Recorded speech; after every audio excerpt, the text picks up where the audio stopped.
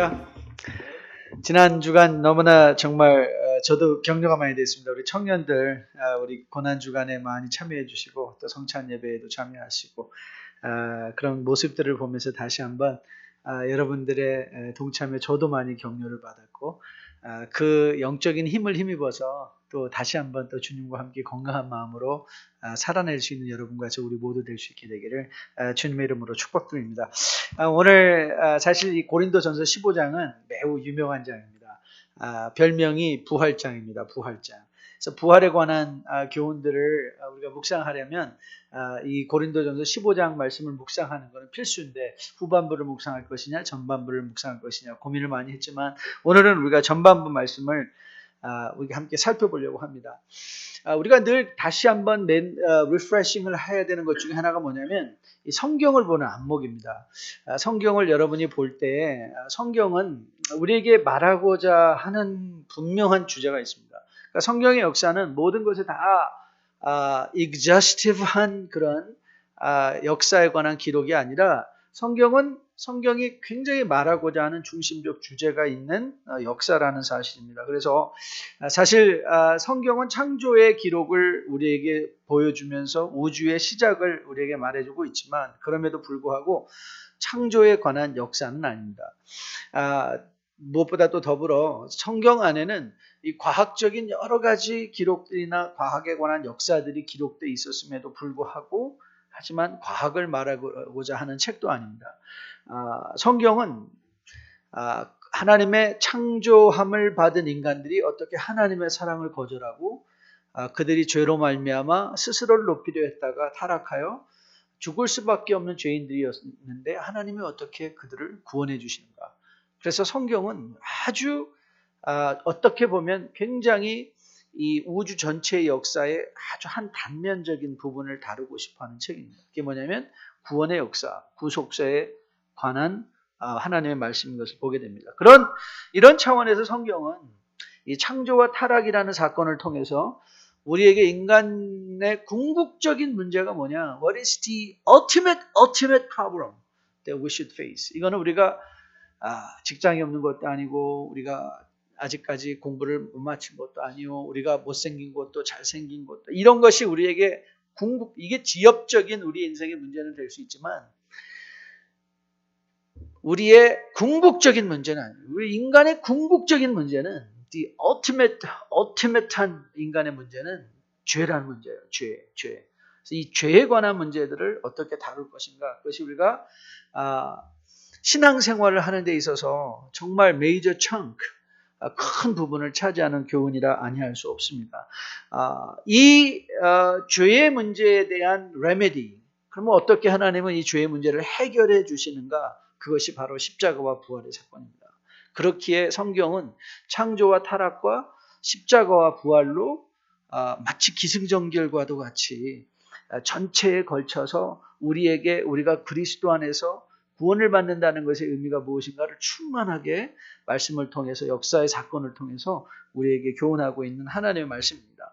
오늘 우리가 보려는 본문은 고린도전서 15장 1절부터 11절까지의 말씀입니다. 본문에서는 바울은 주 예수 그리스도의 부활을 선언하고 있는데 그런데 이 부활이 왜 우리에게 더 미닝풀한가 하면 이것은 바로 주님의 한 개인에 국한된 사건이 아니라 마치 아담이라는 한 개인의 그 죄가 그 오고 오는 세대에 걸쳐서 영향을 미친 것처럼 그래서 우리는 이것을 가지고 신학적인 의미로는 federal representation이라고 하는데요. 즉 아담이라는 한 사람의 죄로 말미암아 그 죄가 우리 가운데 들어왔는데 그리스도께서 십자가에 죽으시고 부활하심으로 말미암아 그의 의가 우리에게 마치 그래서 바울은 이 예수 그리스도를 두 번째 아담으로 지칭하면서 He is our federal representative. 우리의 representation. 마치 아담이 우리를 인간의 연약함 속에 죄악의 representation을 했다면 이제 예수 그리스도는 우리의 십자가를 통한 구속의 역사에 부활에 동참하는 것에 바로 representation이 된 거예요. 즉 다시 말하면 예수 그리스도의 부활은 단지 그리스도 그 한 분의 개인의 이 속한 사건이 아니라 여러분과 저가 동참하는 사건이라는 거예요. 그게 굉장히 중요하죠. 그렇죠? 우리에게서 국한되어지고 떨어져 있는 나와는 상관없는 사건이 아니라 그게 우리의 사건이고, 그래서 부활은 아주 매우 실존적인 의미를 갖고 있다. 좀 어려운 단어죠. Very existential meaning behind this resurrection. existential meaning. 그러니까 우리의 실제적으로 우리와 직접적으로 연계되어진 하나님의 사건이라는 것을 보게 됩니다. 그렇기에 이제 15장 20절 말씀을 여러분이 눈을 내려서 보면 많이 고민했던 구절이기도 한데요. 자, 우리 한번 같이 해볼까요? 15장 20절입니다. 같이 읽습니다. 시작. 그러나 이제 그리스도께서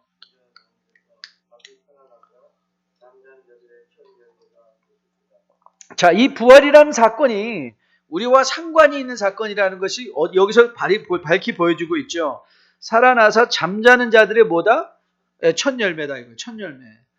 그럼 첫 열매라는 것은 이 기수 아니에요. The first fruit.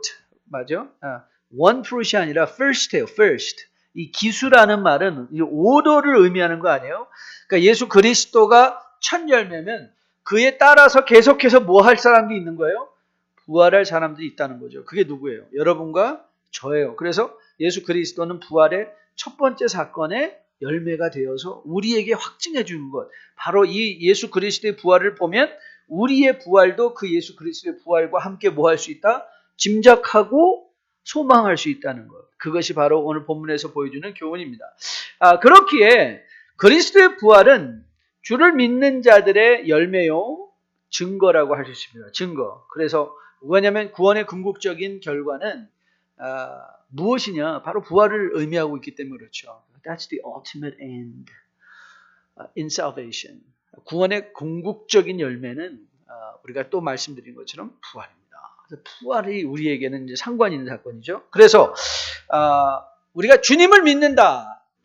I believe in Jesus. 이렇게 얘기한다는 것은 무엇과 같은가 하면, 그러니까 이제 여러분들이 신앙생활을 할 때 저는 항상 그 생각을 갖고 있으니까 신앙생활 여러분들이 성경을 이해하려 할 때 저희가 GBS 교제를 할 때 제가 가끔 그런 식의 질문을 던져보잖아요. 당신의 각자의 말로 설명해보라. 내 말로 설명해보라. 그래서 우리가 이 구원의 신학적인 컨셉트를 우리가 잘 이해하기 위해서는 자꾸 다른 말로 설명해 보면 돼요. 그래서 우리가 구원이라는 것의 의미가 무엇인가도 구원에 관한 의미. 오늘 우리는 1부, 2부 예배에서 칭의에 관한 이슈를 다루면서 이 칭의를 생물학적인 차원에서 우리가 이해한다. 그러면 그러니까 칭의는 구원 아니에요? 의롭다 칭함을 받는 것이 하나님의 구원이라면 그것을 우리가 생물학적인 차원에서 보면 그거는 우리의 감각이 살아나는 것이다. 이전에 느끼지 못했던. 그래서 구원은 감각이 살아나는 거예요. 이전에 느끼지 못했던 하나님의 임재가 내 안에서 체감되어지는 게 구원이에요. 구원이에요. 그럼 오늘 이 부활의 주제를 가지고 우리가 구원을 다시 설명한다면, 다른 말로 성경한다면, 우리가 예수를 믿는다는 것이 무슨 의미를 가지고 있는가? 예수를 믿는다는 것은 부활을 믿는 거예요. 내가 예수를 나는 예수를 믿는데 부활은 잘 모르겠어요. 그거는 예수 믿는 게 아니에요. 그러니까 예수를 믿는다라는 것은 나는 부활을 믿습니다. 라는 것과 synonymous. 이게 동의예요. 다른 말로, 구원을 다른 말로 설명하라 하면 예수님을 믿는 것, 구원은 예수님을 믿는 것이고 예수님을 믿는 것은 부활을 믿는 것이다. 라고 이렇게 돌려 이야기해도 아무 상관이 없는 것이죠. 그렇다면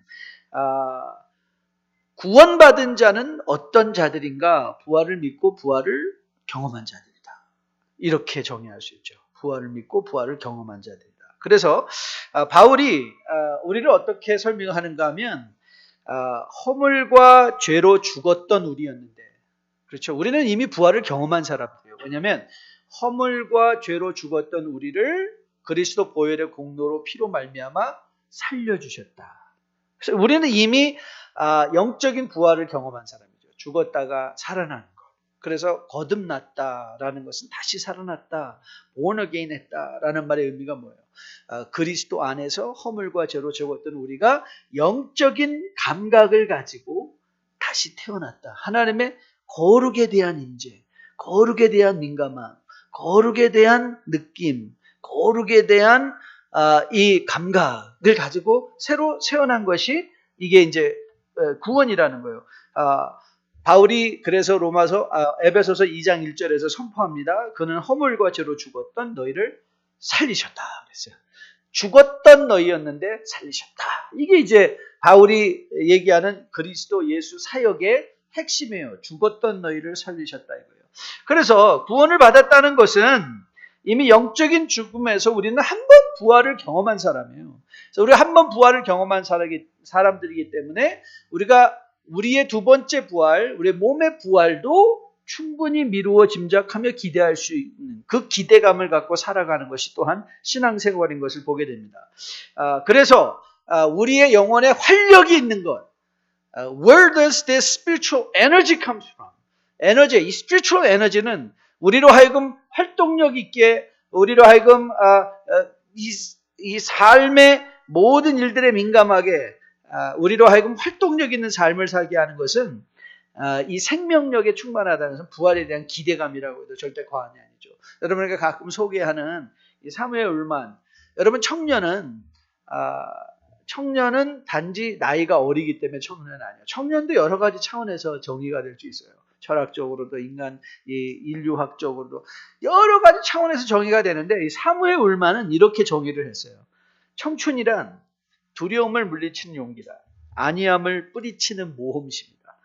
그 탁월한 정신력을 뜻하나니 때로는 20살의 청년보다 60살 노인이 더 청춘일 수도 있네. 누구나 세월만으로는 늙어가지 않고 이상을 잃어버릴 때 늙어가나니. 그래서 저는 보면 청년들 중에 이런 표현하면은 좀 죄송한데요. 애늙은이들 많습니다. 애인데 늙은이에요. 애늙은이에요. 꿈이 없고 비전이 없고 이상이 없고 다시 말하면 부활의 기대감으로 말미암아 믿음의 위험부담, 리스크 테이킹을 하고자 하는 그런 생명력이 결여되어 있다면 그건 청년이 아니죠. 그건 노인에 불과할 뿐이죠. 여러분들의 영적인 나이는 어떻습니까? Are you truly useful in Christ with His energy?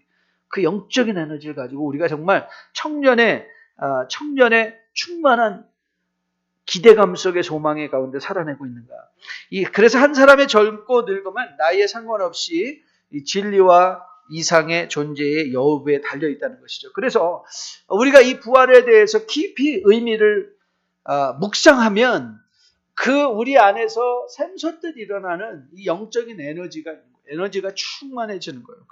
그래서 오늘 저는 여러분과 본문을 통해서 이 부활에 대한 의미를 다시 한번 각인시키고 가는 가운데, 우리의 심령을 각인시켜 가는 가운데, 저는 여러분과 저가 이 부활, 또 이 부활절은 늘 봄에 오지 않습니까? 정말 이런 표현이 저는 적절하다고 생각하는데, 우리 청년의 때 영적인 기지개를 한번 크게 켜고, 우미 터 새싹이 나서 가을에 추수를 준비하듯이, 저는 여러분이 다시 한번 영적으로 기지개를 한번 더 정말 펴시고, 이 부활의 의미를 깨닫는 가운데, 이 부활의 의미를 통해서 영적으로 충만한 에너지로 충만하여 영적인 활동력이 더 활발해질 수 있는 우리 뉴라이프의 청년들 다 될 수 있게 되기를 주님의 이름으로 축복드립니다. 자, 그러면 도대체 부활을 우리가 어떻게 이해할 수 있는가? 오늘 저는 이 본문을 통해서 세 가지 단어를 소개하려고 해요. 부활에 관련된 세 가지 단어인데, 제가 1부, 2부 때도 이 얘기를 했는데 우리 청년도 이 얘기를 들어야 되겠죠. 왜 정 목사는 맨날 세 가지냐? 간단합니다. 두 가지는 좀 아쉽고, 두 가지 하면 좀 아쉽잖아요. 그렇죠?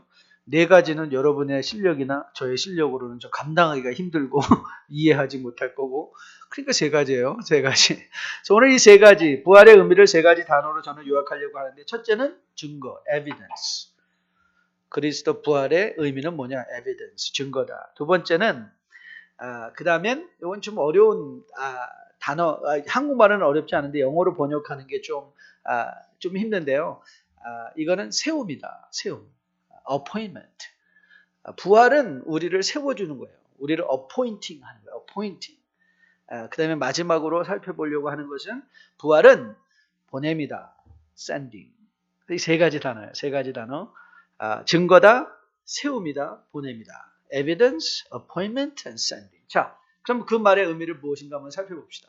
여러분, 우리가 부활을 보면 오늘 본문에서 가장 많이 등장하는 단어가 하나 있습니다. 가장 많이 등장하는 단어가 뭐냐면 보여주었다는 거예요. 5절에도 보이시고 6절에는 보이셨나니 7절에 보이셨으며 8절에 보이셨느니라. 자, 이 말이 계속해서 반복되고 있는 거. 그러면 도대체 주님은 뭘 보여주셨느냐? 하나님 뭘 보여주셨는가? 자, 이 보여준다의 주제가 다 뭐였습니까? 보여주는 것의 주제가 뭐예요? 예수님이 보여줬다는 거예요. 부활하신 예수님이 직접적으로 실제적으로 많은 예수님의 부활의 목격자가 있다.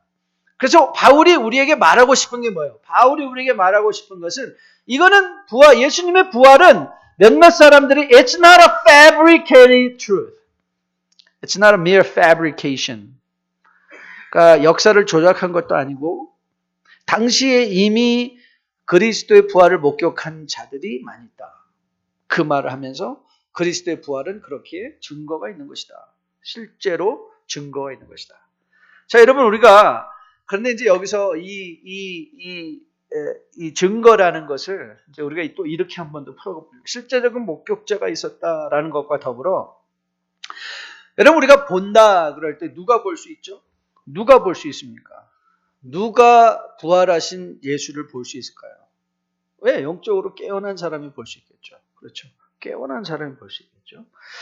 오늘 본문에서 보면 12제자와 500형제와 야고보 모든 사도 왜 또 바울 자기까지도 보여주셨다라고 말을 하고 있어요.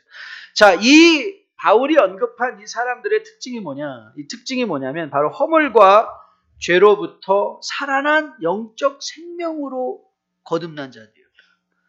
그래서 부활은 영적으로 거듭난 자들은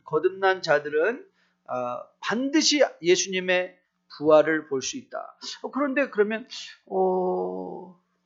I never saw Jesus. 나 예수님 한 번도 본 적이 없는데 그런 친구들이 있을 거예요. 정 목사님 예수님 봤습니까? 네, 저는 봤다고 감히 말씀드릴 수 있습니다. 왜냐하면 그 봤다는 것의 의미가 뭐냐면 예수 그리스도의 임재의 충만함의 경험이기 때문에 그렇죠. 저는 예수 그리스도의 일하심을 여러분에게 가끔 드리는 간증처럼 저희 친구들을 통해서 봤습니다. 저에게 예수님을 인도한 친구들, 그 친구들이 저를 전도할 때 저는 그들의 행동의 의미를 정말 이해하지 못했습니다. 가장 힘들고 어려울 때 함께 있어주고 어려운 친구들을 도와주고 이런 모든 일들을 스스로 감당하면서 저에게도 가장 힘들고 어려울 때 도움을 주었는데 그 친구들은 한 번도 저에게 교회를 가자거나 예수를 믿자거나 하는 적이 없었습니다. 놀아달라 할 때 놀아주고 공부할 때 같이 공부하고 제가 어느 날 너무 궁금했어요. 얘네들은 바본가? 왜 이렇게 남을 위해 헌신하는 일에 앞설까? 희생하는 일에 앞설까? 그래서 제가 물어봤죠. 지금 너희들은 왜 그러니? 왜 그런 삶을 사니? 그랬더니 그 친구들이 하는 답은 간단했습니다. Dave, it is because of Jesus Christ in me. 내 안에 있는 예수 때문에 그래. 그래서 근데 제가 그때 첫 번째 나온 답이 뭐였었냐면 그래? Can you teach me? 나도 그 예수 좀 알고 싶다. 그래서 시작된 것이 1대1 아무것도 모르는 저와 함께 1대1의 여정을 시작한 것이 제가 예수님을 믿게 된 동기가 됐습니다. 여러분 예수님을 못 봤다고요? 여러분 아직도 그런 분들을 못 봤어요? 여러분 주변에 그런 분들을 못 봤습니까? 아니 저는 이렇게 묻고 싶습니다. 여러분은 그 예수님을 증거하는 부활의 증거로서 살아내고 있나요? 여러분의 주변에 믿지 않는 친구들 그리고 여러분의 삶 속에 실제로 우리가 성경을 통해서 이미 예수 그리스도의 부활의 증거들을 목격자들의 삶을 통해서 보았기에 예수의 부활은 이미 에비던스, 증거로 충만한 하나님의 살아계신 역사이시고 그것이 여러분과 저를 위해 우리 안에 활동하신 살아계신 예수 그리스도라는 그 증거를 가지고 계신 여러분이십니다. 저는 여러분들이 오늘 다시 한번 영적인 감각을 새롭게 할 수 있는 여러분과 저 될 수 있기를 주님으로 축복드립니다. 그리고 그 증거를 바라보고 그 증거를 보면서 우리가 좀 더 확인받을 수 있는 이 부활의 그리고 우리 오이코스의 연장된 디스커션이 될 수 있으면 참 좋겠습니다. 두 번째는 어포인먼트입니다. 세운다. 그래서 오늘 부활은 무슨 의미가 있는가 하면 부활은 우리를 하나님께서 여러분과 저를 세워주시는 의미가 있습니다. 여러분 오늘 본문 7절로부터 10절까지 말씀을 같이 한번 다시 한 목소리로 한번 읽어보도록 하겠습니다. 자, 7절부터 10절 같이 읽습니다. 시작.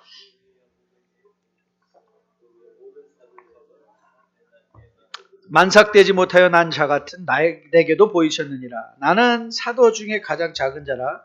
나는 하나님의 교회를 박해하였으므로 사도라 칭함을 받기를 감당하지 못할 자니라.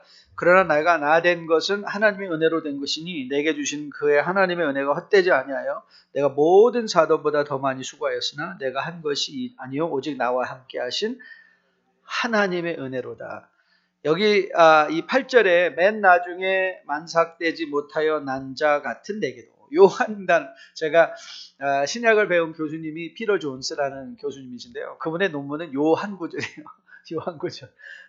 그분의 박사학위 논문이 맨 나중에 만삭되지 못할 때 이 맨 나중이라는 말이 무슨 뜻이냐라는 것을 갖고서는 박사학위를 받으셨는데 이제 그분의 주장은 하나님의 직접적인 계시로서 직접 주시는 계시는 이 맨 나중은 겸손한 차원의 맨 나중이 아니라 바울이 계시의 수령자로서 직접적으로 주님께서 주시는 계시의 수령자로서의 마지막 수혜자다라는 것이 이제 그분의 이제 주장인데요.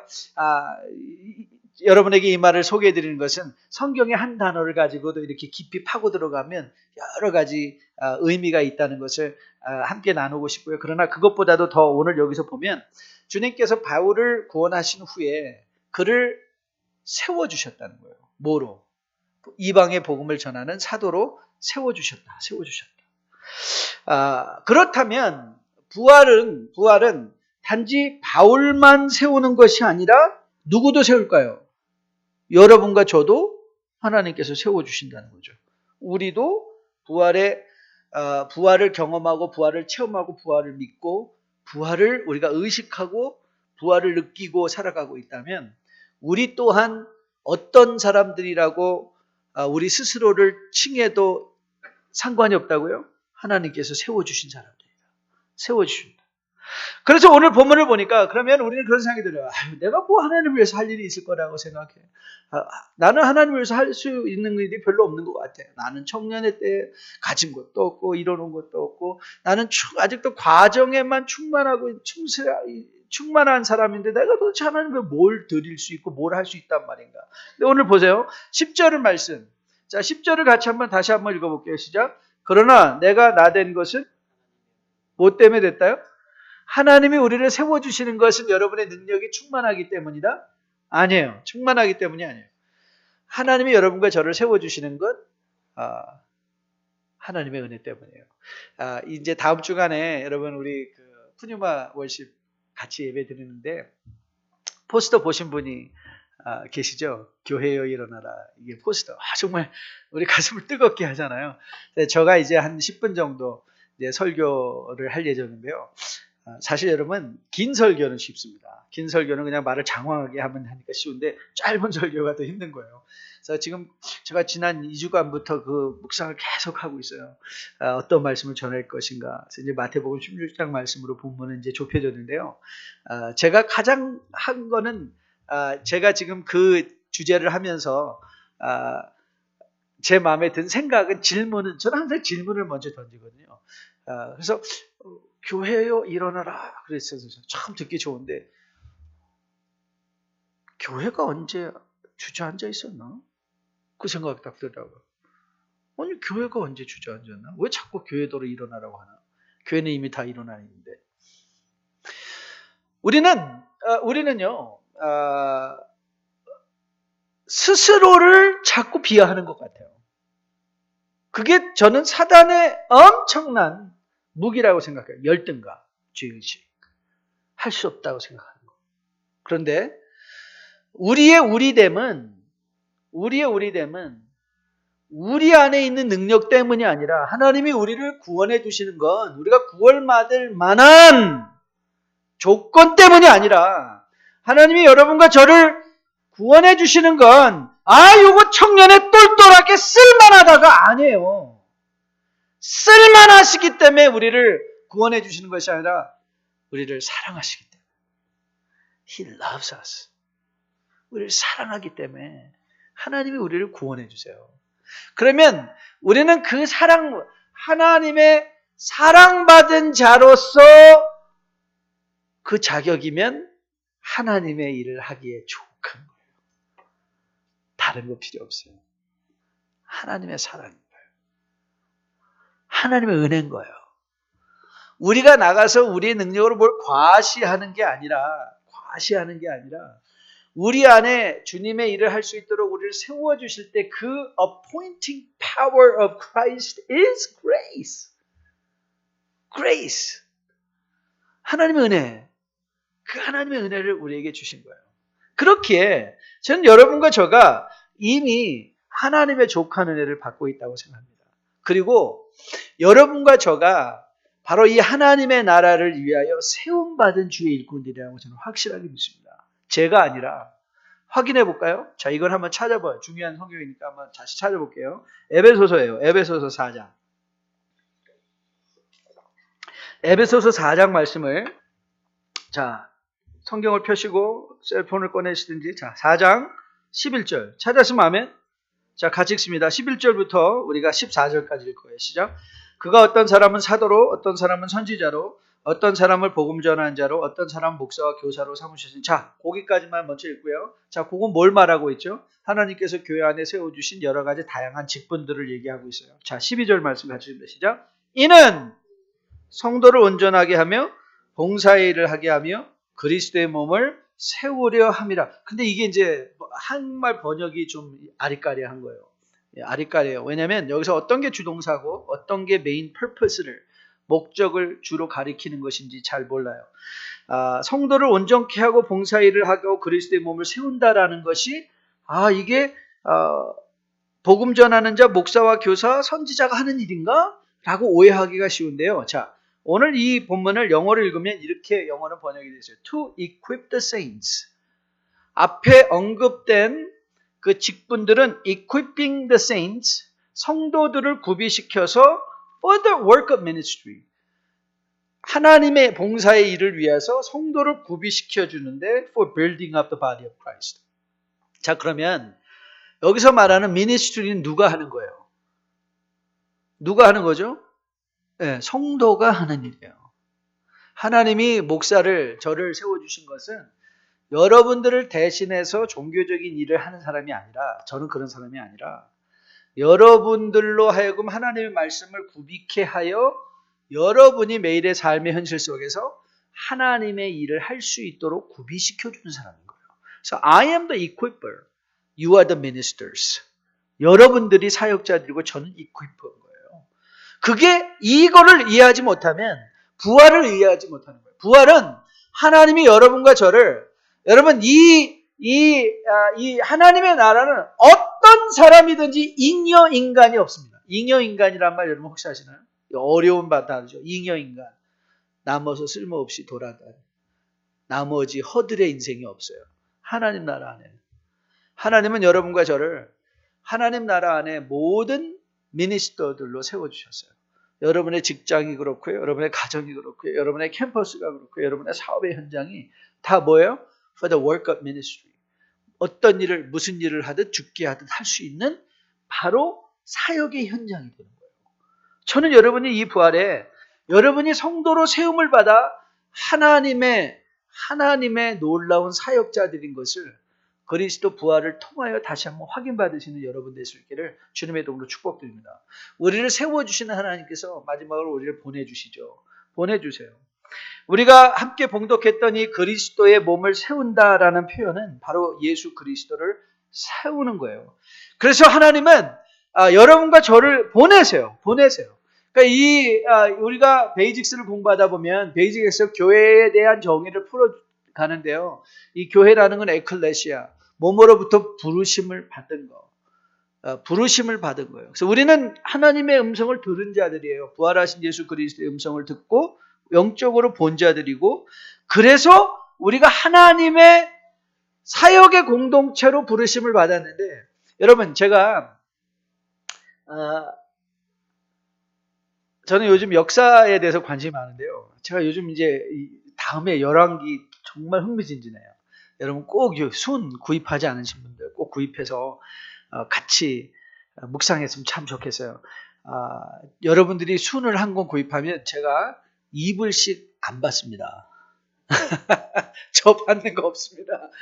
그럼에도 불구하고 왜 이렇게 순을 강조하느냐? 여러분들이 그 말씀을 묵상을 하면 굉장히 재밌습니다. 여러분 우리가 뭐 흔히들 요즘 그런 거 많이 한국 사람들은 자녀들 교육하는 거 뭐 그런 거 되게 관심이 많잖아요. 관심이 많으면서 이런 유대인의 교육법, 뭐 유대인들이 얼마나 뭐 노벨상도 많이 타고 뭐 하다. 근데 여러분 정말 여러분 유대인들이 뛰어나다고 생각하세요? 세계 경제를 여러분 역사를 보면 과거의 역사는 모른다 칠더라도 여러분 이스라엘 기업 중에 넘버 1 자리를 놓고 경쟁하는 기업을 여러분 혹시 알고 계시나요? 한국 기업은 있죠. 조선 세계 1위였고요. 지금도 1위 거의 다 1위고요. 반도체 데피니트 1위예요. 그 플랫 디스플레이 데피니트 1위예요. 1위. 자동차 지금 뭐 1위를 향해서 점점 달려가고 있어요. 엄청 우리 현대차 얼마나 기아차 얼마나 잘 나오는지 몰라요. 그렇죠? 한국 기업 여러분 우수성으로 따진다면 이스라엘이 한국 나라의 교육법을 배워야 되지 않을까요? 한국은 넘버 1 회사들이 무지 많아요. 여러분 이스라엘 회사 넘버 1 아시냐고요? 모르잖아요. 없어요. 여러분 세계 역사를 보면 우리는 다니엘, 요셉, 다니엘을 배우자. 근데 여러분 세계 역사 중에 이스라엘이 넘버 1 슈퍼파워였던 적이 있게요, 없게요? 없어요. 물론 우리가 다윗에 대해서 우리가 열심히 공부하고 다윗에 대해서 그렇지만 he was never really a superpower like Pharaoh, 징기스칸. 이 이스라엘이 무슨 세계를 정복한다 이런 건 한 번도 없어요. 역사의 사건에. 우리는 광개토왕도 있잖아요. 그렇죠? 우리 한국에 광개토왕도 있는데 이런 거 보면 그런데 여러분 그러고 보면 이스라엘은요. 이 요셉도 he was never a superpower, but 항상 이스라엘은 2인자예요. 2인자. 항상 2인자. 그렇죠. 유대인들이 한국 교회, 이 세계의 기업에 중요한 데 들어가 있어요. 그런데 그들은 항상 1인자가 아니라 2인자들이에요. 다니엘도 그렇고요. 요셉도 그렇고요. 왜 그런지 아세요? 왜 하나님은 그건 하나님의 뜻이요. 하나님이 이스라엘을 세워주신 이유가 있어요. 하나님이 이스라엘을 세워주신 이유는 이스라엘을 강하게 하려 하심이 아니라 그들이 출애굽을 하셔서 하나님이 우리가 최근에 민수기 묵상했잖아요. 하나님이 이스라엘을 애굽 땅에서 불러낸 이유는 어디에 있는가? 내가 너를 제사장의 나라를 삼아서 모든 민족으로 하나님을 알게 하려 합니다. 이게 하나님께서 가지고 계시던 목표였어요. 그래서 베드로전서에서 우리의 정체성을 얘기하면서 베드로 사도는 우리에게 뭐라고 그랬죠? 우리는 택하신 족속이요, 거룩한 나라요, 왕 같은 제사장이다. 그러니까 여러분과 저는 우리가 보냄을 받았다, 세움을 받았다. 이거는 넘버 1이 아니에요. Don't ever think that you need to become number 1 to be something, to be somebody. 청년의 때에 높이 돼야, 많이 벌어야 하나님의 손에 이런 거 하나님. 그래서 제가 한때는 고지론에 대해서 좀 이렇게 호의적인 마음을 갖고 있다가 제가 그거에 대해서 확 틀어버렸어요. 왜냐하면 여러분 높은 데 올라가서 하나님께 쓰임받는 거 아니에요. 이스라엘은 한 번도 높이 되어서 쓰임받은 적이 없어요. 그게 이스라엘의 목적이 아니에요. 우리는 이 땅에서 높이 되는 게 아니라 그리스도 앞에 설 때에 주님께서 재림하시나 우리는 모든 민족이 동등하게 영광의 자리에 서게 될 거예요. 그게 우리의 영광이에요. 하나님은 여러분과 저를 여러분의 직장으로 거기서 넘버 원이 되라가 아니라 거기서 뭐가 되라는 거예요? 부활을 체험한 성도로서 살아내라. 여러분의 캠퍼스에서 넘버 원이 뭐 4.0 딘스 리스트 거기에 올라가는 게 목표가 아니라 그리스도인답게 공부하고 그리스도인답게 정직하고 그리스도인답게 하나님의 말씀대로 살고자 하는 몸부림을 보이라. 그게 부활이에요. 그게 보내심을 받는 거예요. 거창한 일로 보내심을 받는 게 아니라. 저는 여러분과 저가 바로 이런 차원에서 이미 하나님 나라에 보내심을 받은 주의 백성들임을 다시 한번 이 부활절을 통해서 확인받으신 여러분과 저 될 수 있기를 주님의 이름으로 축복드립니다. 제가 제일 좋아하는 찬송가 중에 하나가 413장이에요. 우리가 함께 부를 찬양인데요. 내 평생에 가는 길. 순탄하든지 아니면 정말 폭풍이 일어 힘들고 어렵든지 간에 내가 부활, 하나님이 나를 위하여 모든 증인들의 증거를 통하여 내 안에 임한 부활을 확증시켜 주셨기에 그리고 나는 그리스도 안에서 은혜로 세움을 받았고 보냄을 받았기에 나의 삶의 어떤 형편 속에서도 나는 좌로나 우로 치우치거나 지나친 절망이나 열등감 속에 허덕이지 않고 그래서 시간 낭비하지 않고 왜 나는 맨날 요 모양 옷걸이 아니라 내가 처한 그 삶의 현장이 바로 내가 세워진 현장이요 보내심을 받은 현장인 것을 기억해서 넘버 원이 되려 하는 것이 아니라 그 안에서 성도의 삶을 부활된 성도의 삶을 살아요. 가장 인생의 절망된 순간에서도 부활로 말미암아 내 영혼 평안해를 외칠 수 있었던 이 찬송가 작곡자의 작사자의 신앙 고백처럼 저는 여러분과 저도 우리의 삶의 현장 속에서 어떤 상황에서도 흔들리지 아니하고 내 영혼 평안해를 외치며 넘버 원이 되기 위한 펄수기라기보다는 하나님의 은혜의 통로가 되어 주어진 삶의 현장 속에서 부활의 증거된 증인으로서 살아낼 수 있는 우리 뉴라이프의 청년들 될 수 있기를 주님의 이름으로 축복드립니다. 그러면 저는 그런 사람들이 많이 일어날 것 같아요. 야, 너는 왜 예수 믿냐? 이 황금 같은 주일에 너는 왜 그 우중충한 교회 가서 앉아있냐? 그걸 물어보는 사람들이 있어야죠. 그렇죠? 그때 야, 예수 때문이야. 그러면 저는 이 자리가 꼭 채워질 걸로 믿습니다. 채우는 게 목적이 아니라 이 자리에 와서 그 친구들도 복음으로 거듭나 세워지게 될 것으로 믿습니다. 그날을 사모하며 우리 다 함께 같이 일어나서 우리 찬송가 413장 내 평생에 가는 길 순탄하여 늘 잔잔하고 강같은 1절, 2절, 4절 우리 찬양하고 축도로 예배매도록 하겠습니다.